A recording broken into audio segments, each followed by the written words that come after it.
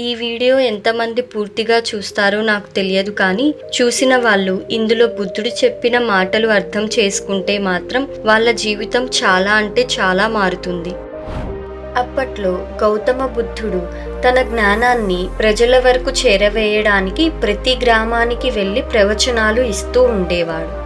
అలా ఒకరోజు గౌతమ బుద్ధుడు కొంతమంది బౌద్ధ భిక్షులతో కలిసి ఒక గ్రామంలోని ప్రజలను చేరవేసి ప్రవచనం ఇస్తూ ఉంటాడు.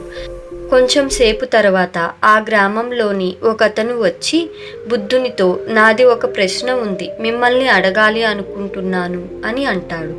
బుద్ధుడు, నీ ప్రశ్న ఏదైనా సరే నన్ను అడగొచ్చు, నేను దానికి సమాధానం ఇస్తాను అని అంటాడు.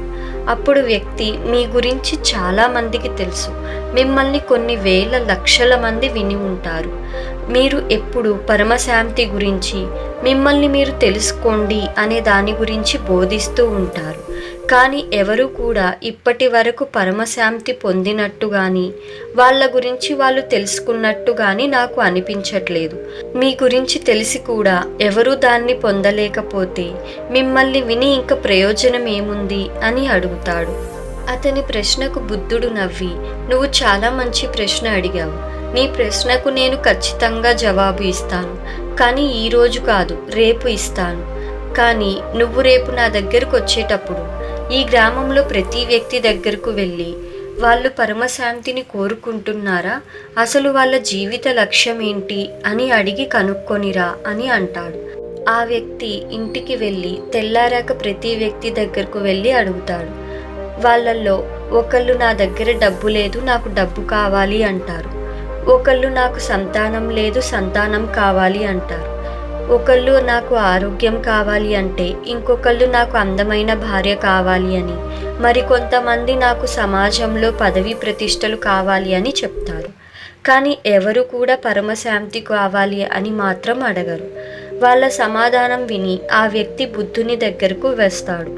బుద్ధుడు ఆ వ్యక్తితో, అందరినీ వాళ్ళు జీవితంలో ఏం కావాలి అనుకుంటున్నారో అడిగావా అని అంటాడు.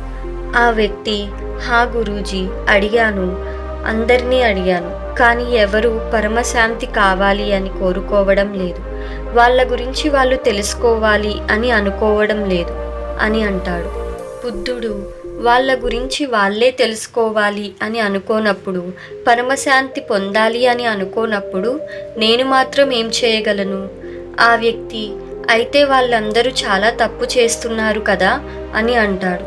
బుద్ధుడు, లేదు, వాళ్ళు ఏం తప్పు చేయడం లేదు, వాళ్లకు ఏది కరెక్టో వాళ్ళు అదే కోరుకుంటున్నారు, దానికోసమే ప్రయత్నిస్తున్నారు అని అంటాడు. అప్పుడు వ్యక్తి, మరి అలా అయితే అందరూ సరైన మార్గం వదిలేసి అటు ఇటు వెతుకుతున్నారు, వాళ్ళందరూ ఎక్కడికి చేరుకుంటారు చివరికి?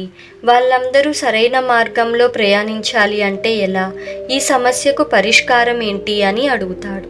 బుద్ధుడు నవ్వి, ఈ సమస్యకు ఒకటే పరిష్కారం, ఇప్పుడు నీకు సరైన మార్గం ఏంటి అని తెలిసింది కాబట్టి నువ్వు ఆ దారిలో నీ ప్రయాణం మొదలుపెట్టు. నీకు బయట ప్రపంచంలో ఆనందాన్ని వెతకడం వ్యర్థం అని అర్థమైతే నీ లోపల ప్రపంచంలోకి అడుగులు వేయడం మొదలుపెట్టు. అలా కాదు, అందరూ సరైన మార్గంలోనే నడవాలి అనుకుంటే నువ్వు ఎప్పటికీ ఆ మార్గంలో ప్రయాణించలేవు. కాబట్టి వాళ్ళ కోసం ఎదురు చూడొద్దు, నువ్వు నీ మొదటి అడుగు వేసి నీ పయనాన్ని మొదలుపెట్టు.